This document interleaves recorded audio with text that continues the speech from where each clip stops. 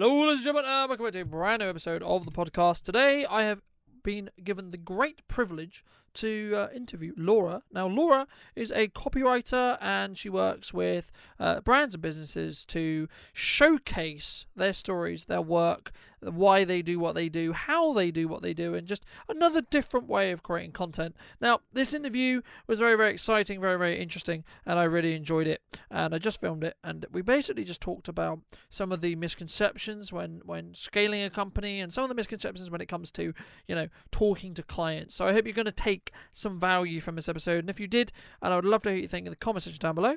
If you enjoyed this episode and want to see more coming very, very soon, make sure to be subscribed here on YouTube. And I'll see you very soon. But I'm now going to hand over to the lovely Laura, who will introduce a little bit more on what she does, why she does it, and then roll into the interview. I'll see you very, very soon. Hi, I'm Laura Ansbro. I'm a copywriter and I help businesses with their content, specifically articles, blog posts, thought leadership pieces and case studies so that they can reach their audiences. Welcome to the podcast. It's a very exciting place to be. I would say that as the host of said podcast, but for me, I think the copywriting space and the copy space is an interesting one because it's one which I've looked at, and I think the first question I wanted to ask you was, what's the difference would you say, between content in regards to video content? Because everyone in marketing refers to what they do as content, right? It can be very, very difficult sometimes for a novice to distinguish the differences. So from your side, what would you see as the difference between what, for example, we do in difference? That's a great question, because I expect when you're talking to your clients, you're probably talking about content. And when I'm talking to my clients, I'm talking about content. Yeah, I think it's having that balance, isn't it? Across your site and across what you're putting out there. So there's something for everybody or something for your target market. So the businesses that I'm working with, they're looking for content that they can promote on LinkedIn that people can maybe go away and read and have a little think about, because it could be that it's quite an in-depth topic, and therefore sometimes you want that written content, don't you? Because if you're new to a subject, you maybe want to just think, oh, hang on, I'll go back and read that paragraph again. So I think that's where written content kind of can come into its own, because it's that little bit more, gives you that thinking time as you're reading it. And of course, you get the SEO benefits because you can hit all those keywords that you need throughout your article or your blog post. So yeah, you're right. Content is such a broad term, isn't it? But yeah, what I do is the written side of it. Yeah. No, absolutely. And I think they work hand in hand, to be honest, because in most cases in my work, there's normally a piece of copy. For those who don't understand or aren't aware of the marketing terms, copy is basically just the text that goes alongside bit of writing. whatever it is, right? So it could be an image, it could be a graphic, it could be a GIF, it could be a video, it could be etc. So when we refer to copy, we're referring to the text that basically goes alongside that.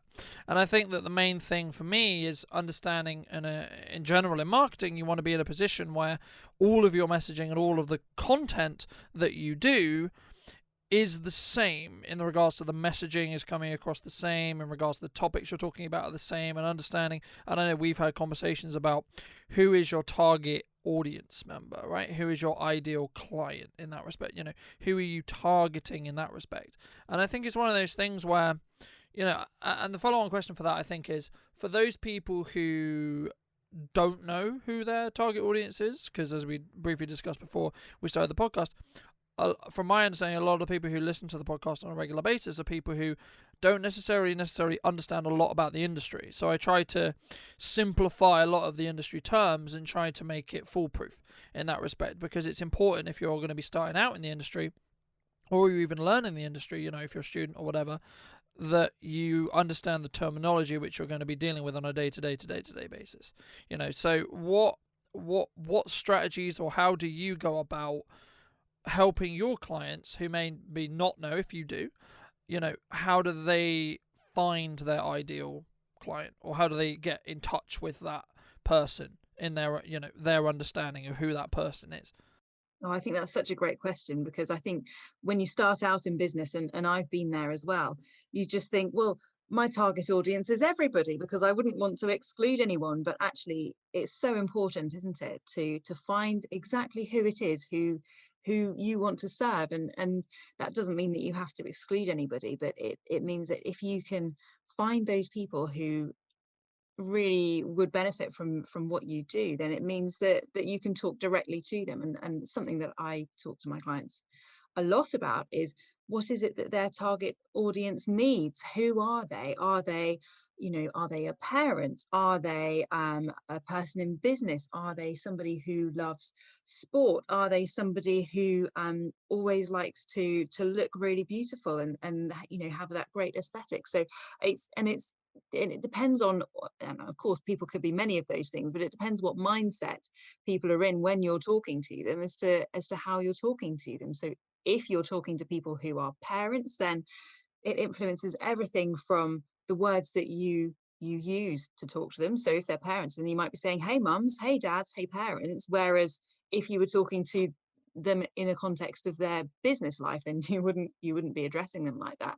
So I think it gets right down to how would you address this person, kind of, if you met them in person. I guess you would be talking to them about the challenges that they face. You maybe would be having a little joke with them. What is it that you have in common with them that shows that you know what their problem is, and that you can help with that. So I think it's so important. And I talk to my clients a lot about client avatars, and we usually do 2 or 3. And they might have names, and they've got all these characteristics, and the more that you can know your target client, the more closely you can talk to them, and the more you can find those common values and find those things that will help them, and just keep on putting that content out there. And I'm sure you say exactly the same to your clients, is that keep on putting content out there, because it will resonate with people. And it doesn't mean that they're, 1,000 people are immediately going to click onto your website and start buying your services. But if they're aware of you, if you say something that's interesting to them and say something that's useful to them, then they will remember you. And when that moment comes, when they do need your service, that's where you are. You're top of their mind as somebody who they feel like they know. Because if you know them, and you can get to know them and they can get to know you as well. Yeah, absolutely. And I completely agree. I think it's one of these things we talk about a lot in marketing, which is this know, like, and trust factor, right? Like, and I was talking to another business owner yesterday about this exact thing. It's not about understanding necessarily, oh, this person is on the no stage, this person is on the like stage. Like that, it's not about in each box, because there's a transitional period between each, right? But I think the main thing is understanding that these are the stages that every person has to go through before they're likely to buy from you. And because, for example, just speaking personally, especially right now or in general, I'm not going to buy from someone who I don't trust. Right, the simple as you're not gonna get my money. That's as simple as that. It's not, right? I hate to break it to anyone, but you're not. And I am. I'm sorry, I am. But I'm also very lovely when you get me as a customer. But from what I hear, anyway. So the main point there is, understanding and appreciating whenever you do your marketing is actually not about, oh, look, in some ways it might be, oh, we've got 10,000 views or we've got 100,000 views, whatever it may be. Great, they're great statistics to look at, but are they the right 100,000 people? Are they the right 10,000 people? Whatever it may be. Because do you want to get seen by 10,000 people who, yeah, they know you, but they're probably not going to buy from you? Or would you rather get known or talk to 1,000 people who really are going to potentially buy from you? They're actually in that mindset. They understand why, in my case, for example, video is valuable, for example. And how do you do that? Well, it's simple. You put out content. Once you understand who your target avatar is, or target or ideal customer is, or etc., depending on where you are in regards to B2B or B2C, you'll be in the position where you're able to create content that's valuable to them, and you won't necessarily, quote unquote, waste your time creating content that's not, because you'll understand who roughly they are what their pain points and struggles are. Like, for example, a lot of the content I try to produce is around how to start out in business, how to grow a business, how to get started on video, how to get started in marketing, because these are the kind of people who, on average, when they're in a position where they are having their company grow and etc., the best way for them at that time would be to invest in something like a video or a video campaign to allow them to articulate their message differently. And this isn't like you do one or the other, in my opinion, and I'll throw back to you in a moment to hear your thoughts on it, but in my opinion, you should do a bit of video, a bit of billboards, a bit of newspaper, a bit of radio, a bit of copywriting, a bit of blogs, a bit of, etc., etc., etc., a bit of Facebook ads, a bit of this, because what you're doing is you're putting yourself out there as a brand and as a business, and your logo and your face, but you need to make sure these are all cohesive in regards to how they actually are out there. But once you do that, someone will be driving down the street and they'll see your billboard. Okay, cool. So they got 1 point first of contact. Then they'll go on Facebook, they'll see your Facebook ad. Okay, second point of contact. Okay, and then what you're doing is you're building up these points of contact. Maybe they open the paper. Okay, cool. They see your ad or they see your article or etc. Whatever, whichever approach you want to go. And what you're doing is you're building this. Oh, there's that Brunton Media guy again. Oh, there's Colton again, etc. And what you're doing is you're adding this. Okay, well, what do I do, and how am I going to make them remember when they think of video? For example, in most cases, people tell me, oh, they think Colton, they think video. That's what they affiliate those two things together with, because I'm constantly putting out video, I'm constantly talking about video, I'm constantly around the video space in Salisbury, and then attaching that to the other things which I have attached to my brand, such as shopping local and etc., and try to become better in what you do every single day. These are some of my brand values or brand understanding. So I'm trying to, whenever I do a piece of content or piece of advertising or whatever I'm doing, what I'm trying to do is I'm trying to showcase those things. And I think, I think they're important. I mean, what would you say to people? Because I think there's some set of people who say, I'm only going to do this one thing of advertising, right? So it might be, I'm only going to do videos. I'm only going to do newspaper. I'm only going to do billboards. I'm only going to do copywriting. Do you agree that you should do loads of different things? Or Yeah, would I you, definitely do. Yeah. rather I just think do one? Yeah, I think definitely, particularly at the start of a business, when you're still sort of finding your feet and finding your audience, it's really great to try all these different things. And the thing is, it can get overwhelming for a new sort of business person to be everywhere all at once. But the thing is, if you don't know exactly where your audience is, or maybe you know where one of your first client avatar is, but maybe not your second, then you have to try all of these things. And give it a go and just see where people are coming to you from. Are they connecting with you on Facebook, or are they ringing you up because they've seen your ad in the newspaper? And there are so many ways of testing these things, aren't they, with kind of discount codes or client surveys, that kind of thing. And yeah, I think it's so valuable to try out, just see what works for your business, see what works for your audience, and find those great suppliers like yourself who can do the amazing video content, or find a copywriter like me who can give you that blog content that matches your brand. And when you've found what works for your brand, then it means you can drop off some of the things that haven't worked so well. And I think it works the other way as well. I've had clients in the past who've said, no, I absolutely hate Facebook, for example. No, I absolutely will not do that. And that's fine. If you've got some outlet that you just can't bear, don't do it. If you don't want to do Twitter, don't do it, but try the other places. Try Instagram, try Facebook, try blogging, try putting things on your website, try YouTube. Give it all a go and see what suits you and see what suits your audience. I think you're right. And then narrow it down when you've got the knowledge. Yeah, I think it's kind of ironic, because I said a lot of people, I don't actually like Facebook as a platform. I don't. I'm sorry, anyone who may be watching this who does like Facebook or is from Facebook, but I don't personally like Facebook. The only reason why I'm technically on it is because I have to be, because of work. I can't really create video because the reality of the fact is Facebook is after YouTube, it's one of the biggest video consuming platforms in the world, period. So it would be very stupid of me not to be on Facebook. But personally, I don't like the way Facebook has sort of a lot of aspects of Facebook, and that's an entirely separate conversation.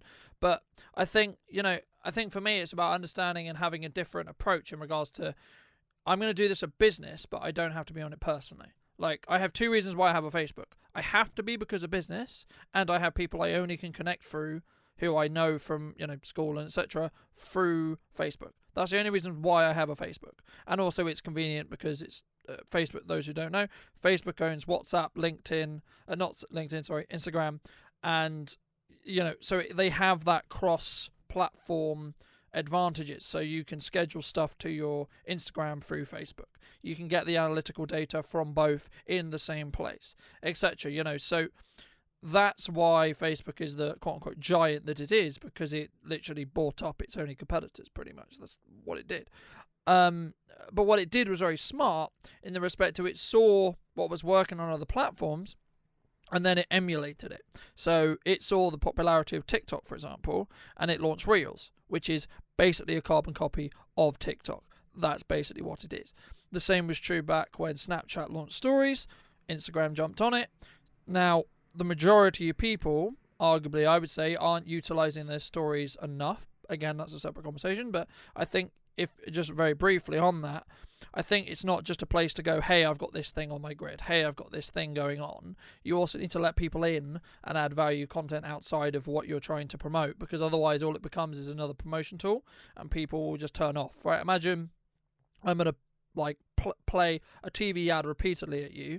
Eventually you'll just tune out because you're not going to be interested in it. And that's why people say, we only want one video, we want two videos. And I'm like, sure, we can do that, but you're going to be hurting yourself by doing that. Because if my brain sees the first frame or the first couple of clips and goes, I've seen this, I'll go and watch something else that's more interesting. Even if we're cutting it in a different context or etc., my brain already understands that I've already consumed this information.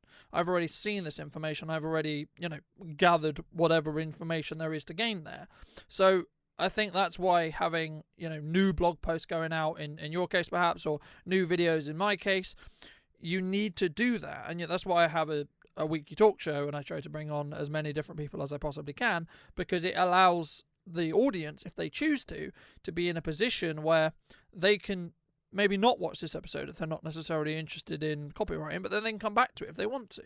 Or they're in a position where, they've seen, they've heard me talk in this context, but maybe they haven't heard me talk in this context. When, something that we talk about will not be the same as me talking to a Facebook ad expert, for example, or another videographer, for example, or etc. And each one of those things have their different pros and cons to each person. And what it allows you to do is, and for me, it was always one of those things, I wanted a candid way. Like, people ask me, oh, why did you have a podcast? I mean, I wanted a candid way to be able to, quote unquote, sell, but not sell in a hard sell way. I can talk about why I do it and how I do it without actually pitching. Because I think, and I don't know whether you found this, but as I've sort of developed in business, I'm doing less and less and less pitching. I can pitch video, but in most cases, I found actually the higher paying clients and the people who I'm, and when I say I'm looking to attract those, is because they're more financially viable to do, and also I work as hard for 4 times or 5 times the money. I work the same, right? So it's better from a business perspective to try and obtain the higher paying clients than it is necessarily a medium or small paying client, but that's always subjective anyway because we talk about money. But the main goal there, or the main point there, is how are you going to adapt or change to where you want to go? And for me, as I start working with those larger clients, I'm actually you would think you're going to work with more corporates. Okay, so you need to pitch more or sell more. I've actually found the opposite personally. The larger the companies I work with, the less I need to pitch, so to speak. Have you found the same thing? Exactly the same, actually. It's really interesting that you mentioned that, because I pivoted my business a few months ago because I realized exactly that I was spending all my time pitching to businesses that didn't understand the value that I would offer and didn't have the budget to pay for it, and it does, you're quite right, it makes it less financially viable. So, and if you go for those larger companies, then they know the value of content. They know, as we know, that the internet is hungry, that people need more and more content, and it's not just that one video or that one blog post, but it's constant renewal of new, interesting, value adding kind of information and joy and entertainment in what we do as well. So I found exactly the same. And I think also from what you were saying about you work as hard, I think actually it can be, I don't want to say easier in a kind of in a slacking sort of way, but when you're working with that caliber of client, they already know that you are the expert. They already know Yeah, that there's more trust there. I would say there's more. exactly. There's less. Why are we doing this? How are we doing this? The question they're going to ask you is, what would you recommend that we do? Because they're not going to try and second guess it. They're not going to try and go, actually, I think we should do it. Because they brought you in for a reason. Because they believe, whether you are or not, is completely up to them to decide. But they believe and they have the perception that you are better than they could ever be at whatever it is, in my case video, in your case copywriting, etc., that you're being brought in to do, right? So there's less of those, why are we making this decision? Why do you feel we're making it?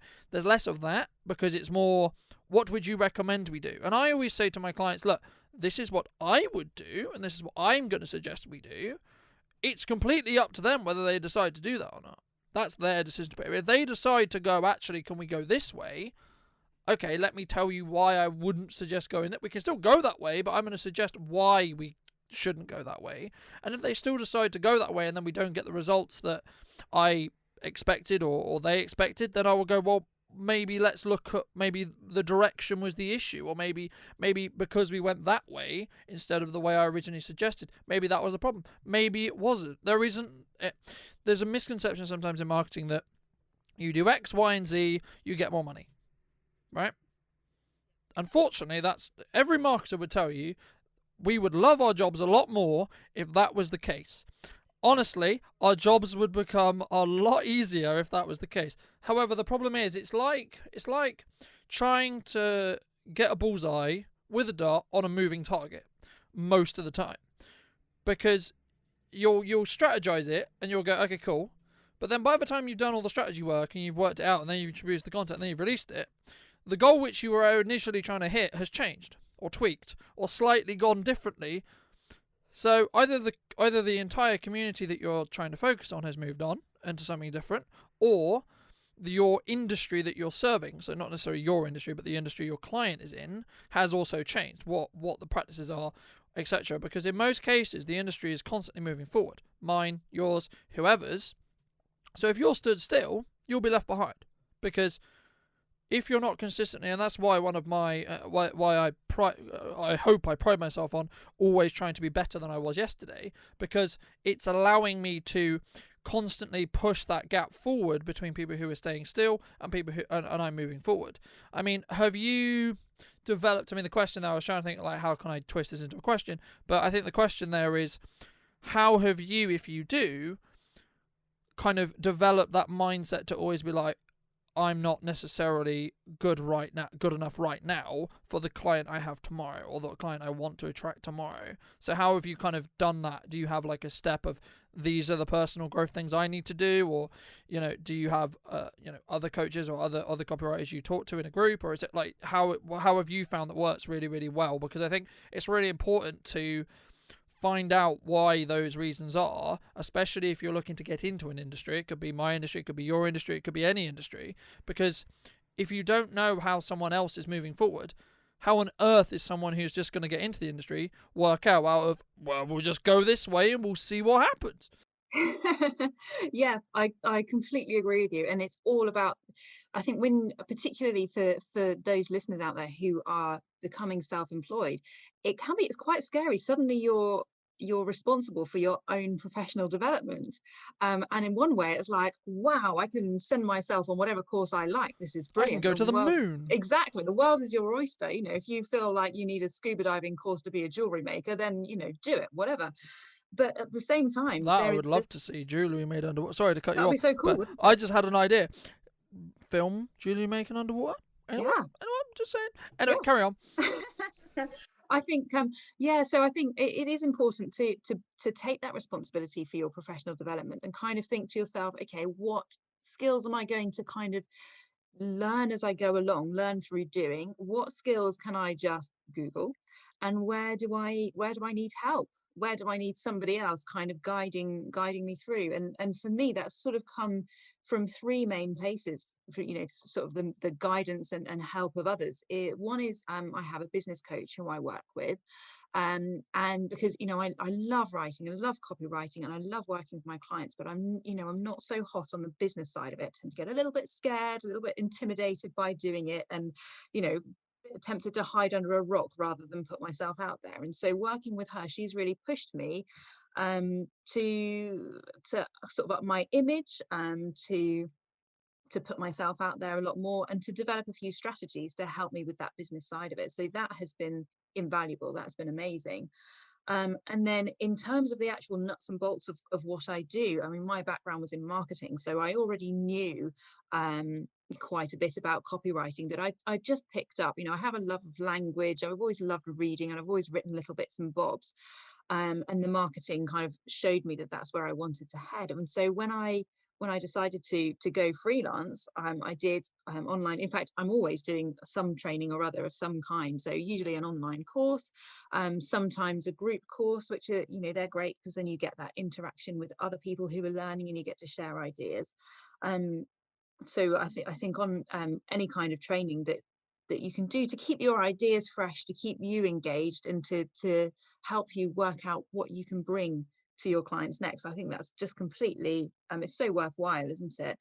And I think communities, I know we've talked about Facebook and how it's not always the most brilliant thing, but there are some great communities on Facebook for freelancers. There are some great communities on Facebook for writers, and whatever industry you're in, there will be a group there that can offer you support, that can be that sounding board. Sometimes you get a strange email from a client and you just think, oh, how am I going to respond to this? And either somebody will have had that experience in the past and can give you a few pointers, or just having a bit of distance will really help.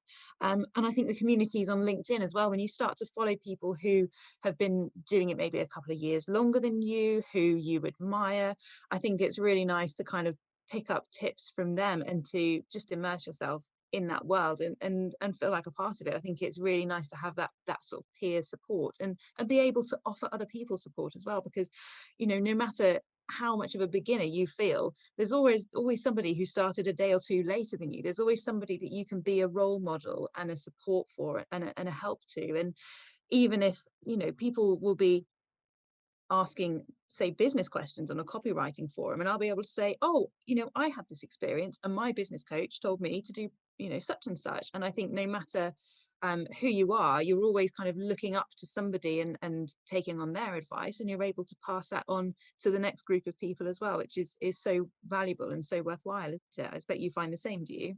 Yeah, absolutely. I think there's two main things I wanted to mention from that, which is very, very that I hear a lot.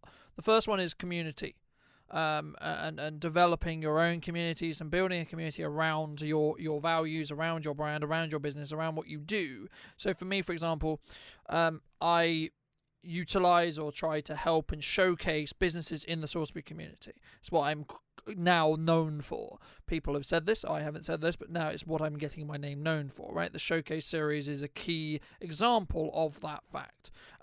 Ironically enough, the Showcase series was a pipe dream of something that I would trial for a month, and then it really, really did really, really well and became one of the really good marketing assets I have. But anyway, so that's one side of it, right, is the community aspect of it, and being in, in my case, the photography and videography community, building those connections with people who are like-minded, building those connections with people who are not even necessarily always ahead of you, but also people who are behind you, or behind you in the perception of where they are, right? As in, they may be earlier in their journey. It's not like I'm better than you kind of situation. It's just they're earlier than you, simple as that, And I think for me, the second, and this leads on quite nicely to the second point that I think you were mentioning as well, which is teaching what you know. Because what I found, because for a long time, there was a misconception in the videography and photo community with everyone's very closed. No, I don't want to tell you my state secrets, because they're not. Spoiler alert, people who are listening who are photographers and videographers, nothing you know is not something I can't Google or ask someone else who's willing to tell me. Okay, simple as that. I can learn it in under a day. Can I get as good as you with it? Probably not in under a day. But can I actually learn it and understand how it works? Yes, I can learn that in under a day. But the point there is, why should you teach things? Why should you share your knowledge? Because what it does is it does multiple things. Number one, it really irons you as an expert, because if you can talk for literally hours on a topic, so your case maybe copyright, and in my case video, then you clearly know enough about it to do that, right? The people, when they get unstuck, is they go, I'm a video expert, and you ask them about video and they have no idea. So, well, clearly you're not an expert then, aren't you? But the other thing is, I think you'll find is, when you teach it, you'll learn the nuances yourself on how you actually articulate it and how is better to do it. You'll maybe see an optimization or trick that you didn't think about until you were teaching it, because you would go, oh, actually, well, why have I been doing it this way for a billion years when actually I could do it this way, and it would be cut off maybe 3 to 4 seconds in an edit. Now, 3 to 4 seconds in an edit may not sound like a lot of period of time, but if you're doing that same thing 2,000 times in a video, trust me, that saves you like 20 minutes overall, 20 to 30 minutes overall. So you can really start optimizing how you edit by talking to other editors, because they may know the odd thing that you do, or maybe you do an odd thing, and then you just trade tips and tricks. Because in my experience, I've actually become better at what I do by sharing everything I know, because what it will do is it will show, one, what I know out to the world, and then some other editors and some other video people and etc., or some other business people will be able to take value from that. But then also, they're more likely to go, actually, well, I see your workflow is this. Have you thought about changing this part of your workflow? Because I've found it's actually helped me save, in editing we talk about, saving a couple of seconds. And I know it doesn't seem that crazy, but when you're talking about doing the same thing, like cutting, for example, you do maybe 10,000 cuts a week as a video editor, maybe 15,000 cuts a week. So if you can shave off 2 to 3 seconds on that cutting process, you're going to save yourself hours in the week. Hours and hours and hours and hours. And I'm sure there's other things that you do as well that help optimize that thing. But the initial point there is, understand the basics, understand how to do it slowly, understand how to do it painfully slowly first, and then work out how to optimize it. Because you need to understand the rules, and you need to understand the things that you can make shortcuts on and you can't without sacrificing quality. Because part of our jobs as content creators is to do it fast, but also the client in most cases expects a high level of quality, but also they expect it tomorrow. Right? So how do you balance that? I mean, the question I'll throw back to you is, how do you balance if a client came to you and said, look, we're looking to do this article, it's great, we expect high level of quality because of we're working with you and that's what we expect, but we also need it by tomorrow morning. And it's like, maybe like, I don't know, I'll use the time now. It's 1:30 now and you have a 7 a.m. deadline. And you have nothing. And you actually have nothing at the moment. You have absolutely nothing. I have done it where they've said that to me. I think I was talking to them at sort of lunchtime one day. They needed it for lunchtime the next day, and they didn't get the briefing materials over me until about 2 or 3 o'clock that afternoon. So I have done it. I will say, if you want to do that, I'm open to it. It will cost you, because I will be working through the night, and obviously you'd pay a premium for that. But I think if you need something of high quality at that kind of deadline, then you really need to outsource it. And it's not one of these things that a business owner can do for themselves, either to the quality or frankly in the timeline, because they're so busy running their own business, aren't they? So I think that's where outsourcing to people like us is just so valuable, because we've got that knowledge, we know those shortcuts, we know those, in my case, editing tricks, we know how to structure something, and from my point of view, it almost doesn't matter what industry I'm working with. The rules of telling a story, and not a fictional story, I'm not talking about writing a novel or anything here, but the rules of telling a story through an article, of engaging an audience, are the same. You've got to just get to the nub of what it is that you're trying to say, that what matters to your audience, and get that across in a way that interests them. You have to, kind of, as a copywriter, I'm used to, and it's probably relevant for you as well, in the way that you have to hook somebody in. Why would they be interested in seeing this? Why are they interested in reading this? And that's what we're used to doing. We're used to presenting to an audience in a way that will interest them. And yeah, I think it really is, it's a bit, you're right, it is about time, isn't it? And balancing time and quality. I think that's the business owner's challenge always, isn't it? Because there's often that temptation to do it all yourself, particularly if you're just starting out, or if you're established and you're in that growth period where you're trying to scale your business and you've always done it all yourself. And it's a big step. I think to outsource is a big step, but once you start outsourcing, you'll want to outsource more because you're over that you're over that hurdle. And for me, I outsource as much as I possibly can, because, and I think it comes, and I've done videos and stuff talking about this as well. But the crux of it is, what is your current barrier, or what is the problem in regards to stopping you from being able to achieve what you want to do, right? Is it, I don't have enough time to do X, right? Okay, fine. Do I not have enough money to do X? Okay, that's fine. So depending on which of one of those, because they're the main two, right? There is others, but the main two there is, I either don't have enough money to do X, or I don't have enough time to do X. So if your time is your problem, outsource it and spend some money on it. Right? Or if it's vice versa and you have time but you don't have money, then do it yourself. There's nothing wrong with learning video editing or learning copywriting or learning this and learning that.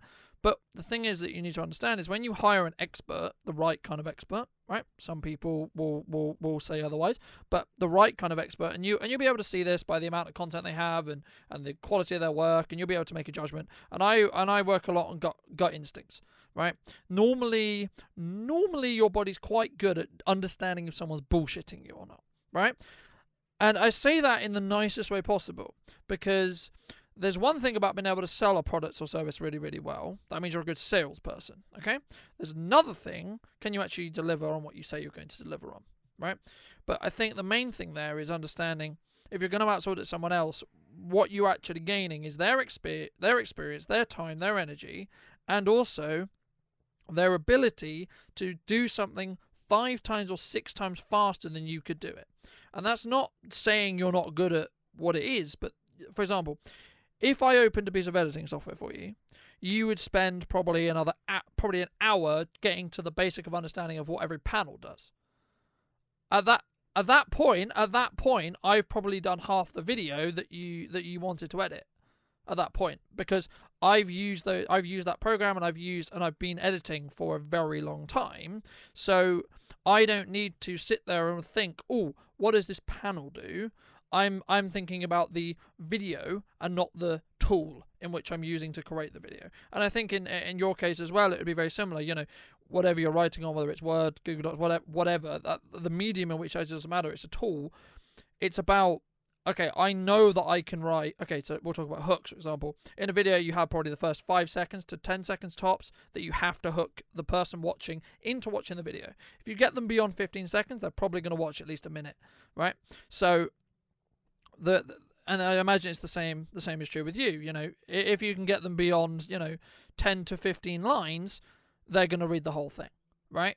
They're most likely to read the whole thing, and maybe if they don't, they'll at least get halfway. And they'll probably skim down and read the conclusion at the bottom.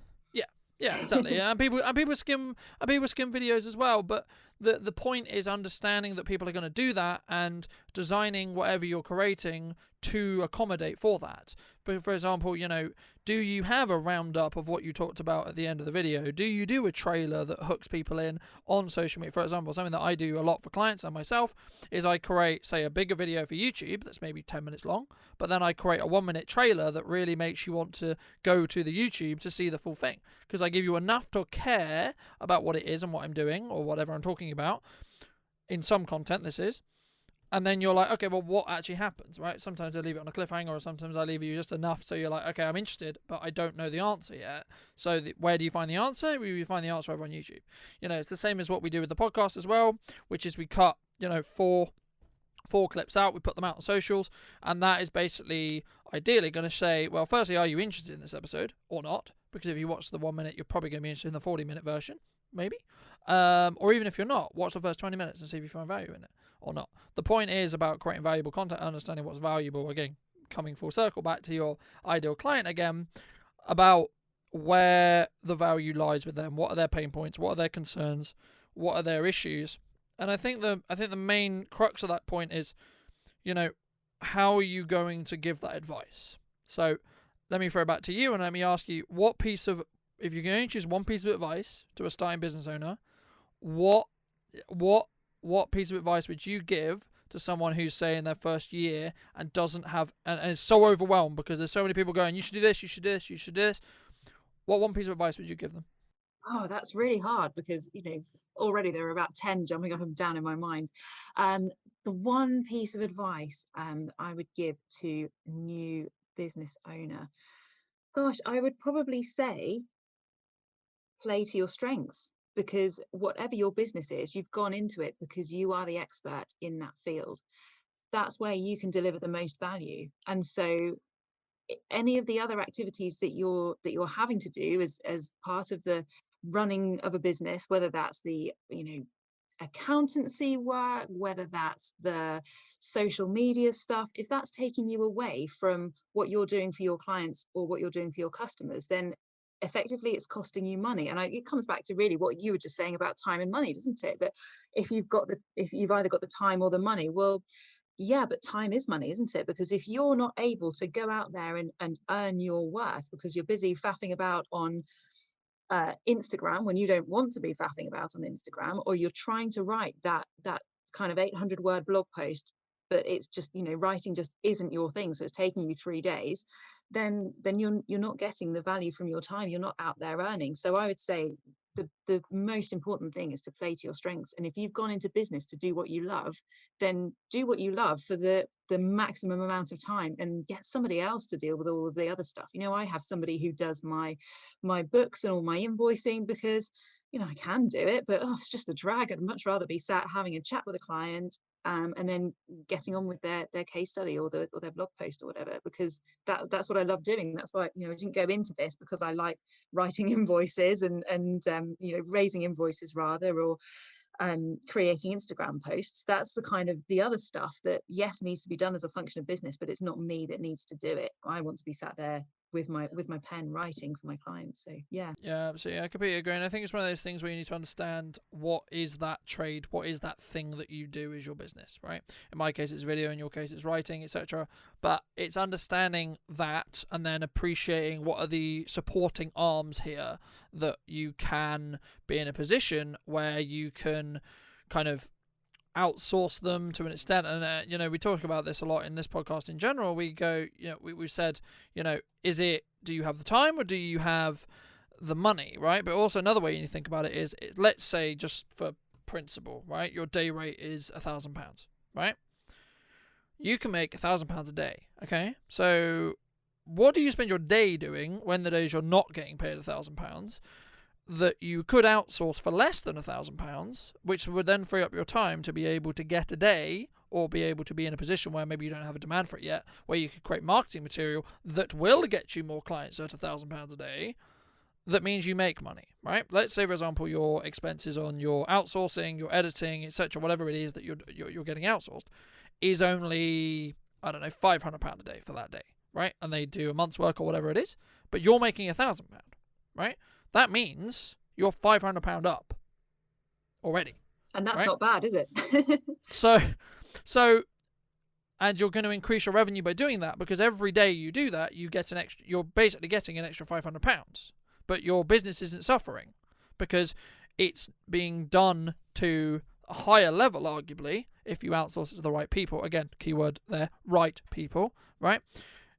If you outsource it to the right people, then they will bring in, like, if it's, I need more clients, okay, we'll hire the right marketing team in. That doesn't mean the one person, because, yeah, you might have a marketing manager, but the person, my understanding anyway of a marketing manager is they oversee everything else that's going on. And and sometimes there's a misconception when it comes to marketing managers that they're actually going to write the post, they're actually going to create the content, they're actually going to write stuff for you, they're going to film videos, they're going to take photos, etc. Arguably, yes, they can do that, but again, it's the same thing of, are they doing the role specifically that serves them, that can serve you the best in regards to the business, right? Is it going to bring you in the most revenue? And if you're in a for-profit business, which everyone who does it for a living is, don't shy away from that fact. Don't scream it from the hill going, please, I need to make money. Oh God, please spend money with me. No, but everyone understands this is how you make your living, right? So everyone understands that this is, you need to be paid for your time. You need to be paid for that. And if a client doesn't, you either need to educate them or they're not the right client for you because they don't understand the value in which they're going to add. And some people say to me, oh, Carlton, you're expensive. Okay, am I expensive in comparison to what I add? Because the concept of expensive is subjective, right?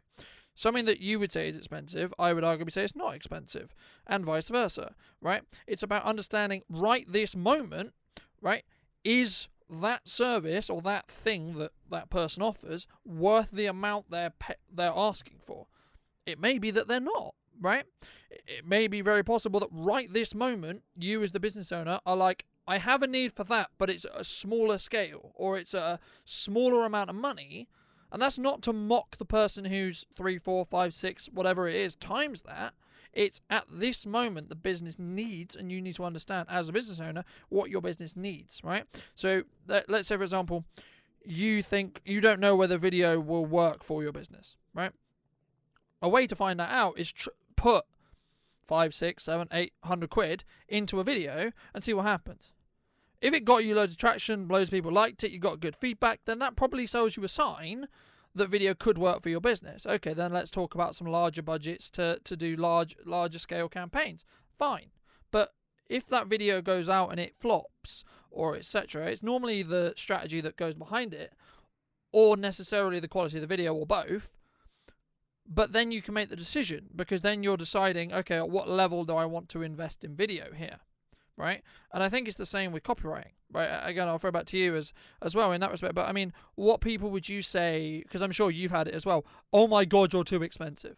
Yeah.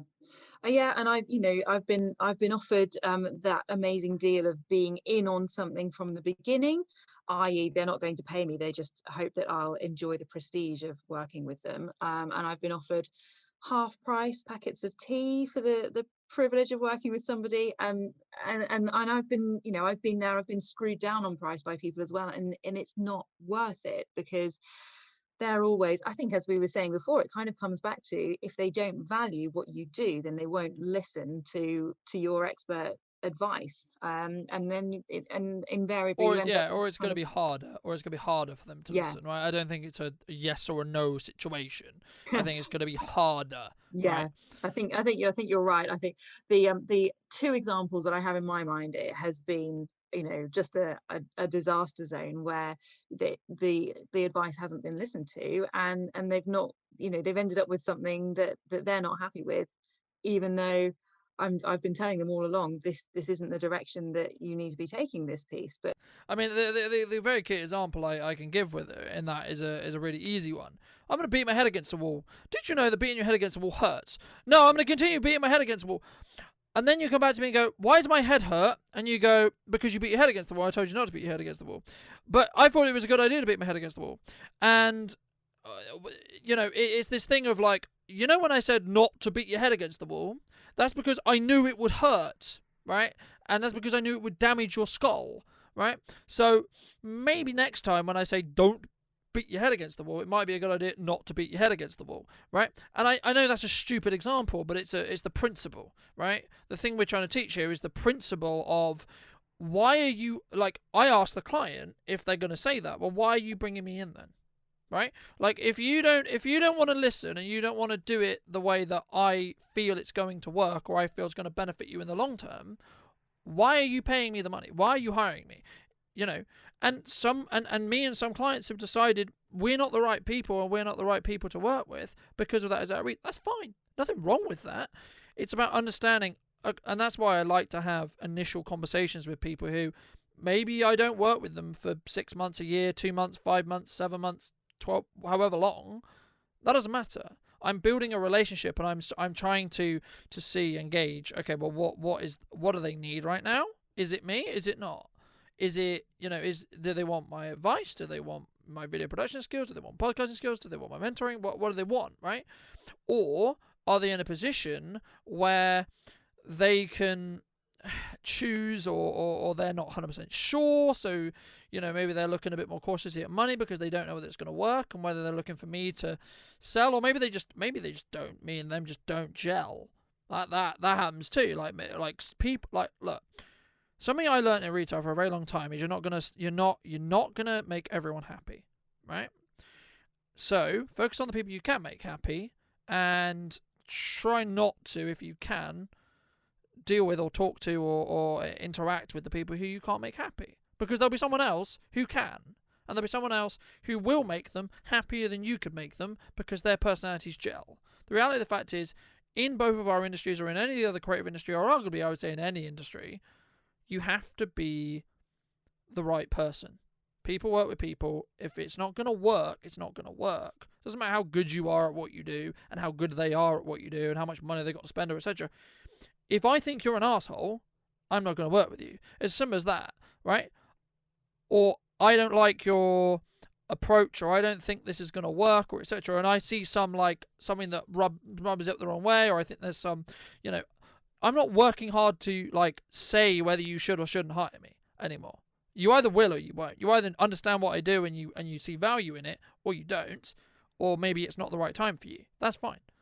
I'll continue to do my thing. Wish you all the best. Best of luck, right? Hope it works out for you, I'm not in the position of going, you don't want to hire me, I'm going to burn your business to the ground, right? I want every business to be successful with the right people, right? So if it's like, okay, we tried it and there was issues, or we worked together for 3-4 months and it worked really, really well, or 6 months or 8 months or whatever, and now I'm looking to go right and you're looking to go left, okay, well, maybe it's best we part ways now, right? All the best. Let me know if I can help at all if you start coming left again. Yeah. Have you found that? Have you and I think have ran into clients that do that? Definitely, and I think that kind of comes back to your point about when people comment about you being expensive, it's maybe because they're just either not at the right point in their business or their lives or whatever, or they're still finding out about these things, and they're still finding out about the value. And when you have those initial conversations with people and you start to build those relationships and hear what people are looking for, then you really find that the conversation later on down the line about being expensive just doesn't happen, because people understand that value, and they're not so worried about whether or not you can work together, because that you already know one another. You know that your personalities click, that you have that nice gelling relationship, and they also understand what you do and how you work. So I think it all works together, doesn't it? Everything comes together to form that great relationship where everybody appreciates one another. And I think when you do get those clients, and I think particularly for new business owners, it's really hard when you get that new client and maybe you're on a call, or a new customer who you're doing a quote for or something, and you have that niggling feeling inside, like, oh, I'm not sure that I like this person, but you feel afraid not to take the work because you're just starting out. And what happens if you don't take on another client for a week or something? And it is scary to say to somebody, I'm not sure that we're the right fit, or can I refer you on to this other person that I know who maybe is a better fit for you. It is a scary thing to do, but it is worthwhile doing it. And have you had to do that as well with people? Yeah, and I think it comes back to the question of, you need to understand where you are, right? There's some situations where I will take the work on even if I don't necessarily like it, or I think you're an asshole.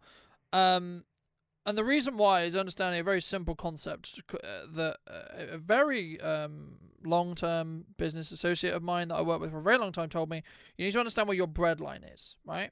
And it's understanding where, do you need the money right now to make sure all your bills are paid this month or not, right? Or is it just, oh, I'm going to have X more in the bank? Great, fab.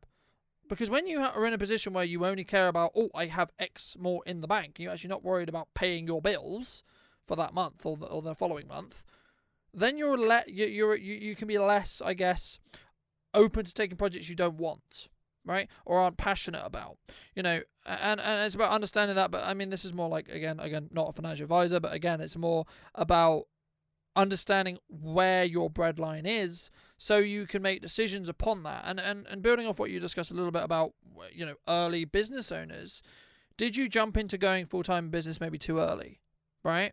There's nothing wrong outside of your pride going back and getting a part-time job, right? I'll give you a very, very brief story because I'm very conscious of time, but I gave myself, when I went full-time last February, a month before the pandemic hit, I gave myself 6 months. I was like, look, you have 6 months to make this work and make at minimum the same amount as I was earning for my previous part-time, right? Because I'm in a very lucky position, still live at home, my expenses are basically nothing, etc., which means I could make the decision, right? I'm in the lucky position because I'm young enough to be able to make the risk and take the decision. And people who are listening to this that are younger, every single older person who I've met has said to me, take the risks in your 20s and even your 30s because you can, without it being absolutely dramatically wrong and there being massive issues with you doing it. Doesn't mean you can't do it later on. It just becomes a lot more challenging, a lot more difficult, and you have to be a little bit more strategized in how you do it. But in your 20s, do it. Because the question I had, and I've said about this in content before, is if I stayed in my safe job, right, I would be saying, what if I made that leap? What if I did? What if I'd not, I wouldn't be where I am at now if I never made that leap. I would be always going, what if? And yeah, it was one of the scariest things I've ever done, but it's also the best thing I've ever done for 1,000 different reasons. Number one, I have a lot more freedom. Number two, I can control how much I make a lot more than being behind a corporate job, because you need to understand, as a corporate job, they are trying to squeeze as much profit out of that company as humanly possible for someone else, not for you, right? So they're going to pay you as little as they can afford to and still keep you happy, right? That's the reality. But if you work for yourself, you can scale your costs up or down depending on where you are. It comes to supply and demand, basic economics. Do you have higher demand than you can personally serve? Okay, then you should probably up your price. If you still need more demand, keep it at a comfortable level and ask yourself what you're comfortable with charging. It's as simple as that. And we talk about this a lot, but and that's an all conversation all in itself. And I don't want this conversation to be like 2 hours long, even though we could probably make it 2 hours long. So I think let's wrap it up briefly. But I'd like to end off the podcast to give you an opportunity to ask me a question, but also, and or if you don't have one, to throw in a topic for us to discuss for just a couple of minutes if you don't have a question. But is there anything that, because I've been in interviews before where I'm like, oh, I wish I could ask this person this question, or etc. So is there anything that you want to ask me, or anything that you think we should sort of glaze on or touch on? Oh, that's such a good question. And I think there are so many different kind of ways that we could branch off the conversation that we've been having. I think I want to ask you about, we've talked about kind of appreciating that when people appreciate the value that you bring, and that's the kind of the sweet spot. And I think I'd like to ask you about, because I don't know very much about kind of videos and visual stuff. That's not my area at all. I'd really like to know what part of the process you most enjoy, about your core thing that you do, the making of the videos. What's the best bit for you? You know what's funny? When everyone asks me that question, they always expect me to go filming, editing, creation. It's actually none of that at all. It was at the start, right? And I love it, and I still love it, and it always goes second or third, right? But for me, what's actually most exciting about my job nowadays is meeting and developing with clients. Because I only really take on long-term clients now, to be honest with you. I don't take on people who are wanting one video, right? You're either with me for the long haul or we're not really working together. It's nothing personal, but that's the way I feel I thrive, right? And what I love seeing, and like what I love being in a situation of, and it's what it gets me out, like what we're talking about here is your why, basically, right?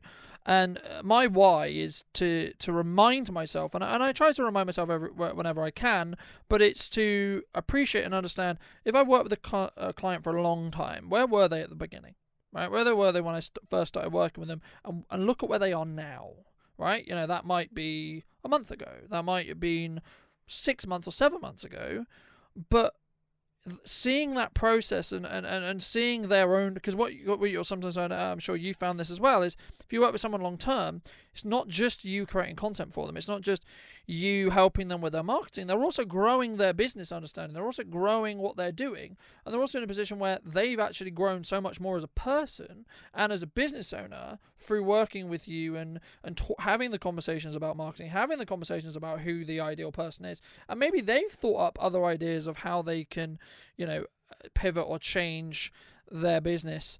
And, in that respect as well. So for me, that's my favorite part, is the client growth side, the client, and that's why I'm making decisions in the company at the moment to not push myself away from video production, because I still love video production, but to put myself in a slightly more, well, soon to be an exec role where I can choose which productions I'm actually on camera on, and I'm working with budgets that are larger, which means I can bring in arguably better camera ops than me, and or people who are better suited to that job in regards to their style of video or etc. But I can still help that client. I can still work one-to-one.